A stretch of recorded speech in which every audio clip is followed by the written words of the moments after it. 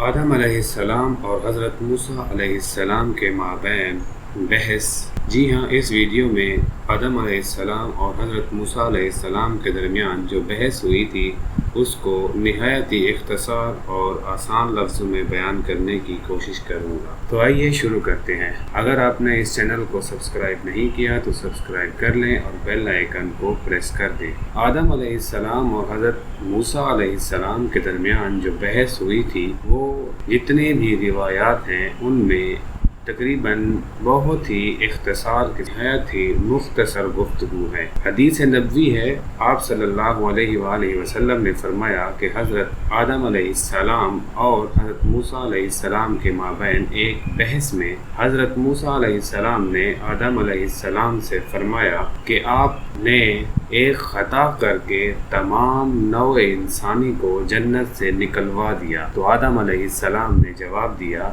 کہ اے موسیٰ علیہ السلام، اللہ نے آپ کو اپنی رسالت اور کلام سے سرفراز فرمایا، لیکن کیا آپ مجھے اس خطا پر مورد الزام ٹھہرا رہے ہیں جو میری تخلیق سے قبل میرے لیے لکھ دی گئی تھی؟ یعنی حضرت موسیٰ علیہ السلام نے حضرت آدم علیہ السلام سے یہ شکایت کی تھی کہ آپ نے ایک خطا کی اور تمام انسانوں کو جنت سے نکلوا دیا۔ تو آدم علیہ السلام نے جواب دیا کہ آپ اللہ تعالیٰ کے رسول ہیں، نبی ہیں، اس کے باوجود بھی آپ مجھے اس بات پر مورد الزام ٹھہرا رہے ہیں جو میری تخلیق سے قبل میرے لیے لکھ دی گئی تھی۔ آدم علیہ السلام اور موسیٰ علیہ السلام کے درمیان بس یہی بحث ہوئی تھی۔ حدیثوں سے صرف اسی کا حوالہ ملتا ہے۔ امید کرتا ہوں یہ بات آپ کو سمجھ آ گئی ہوگی۔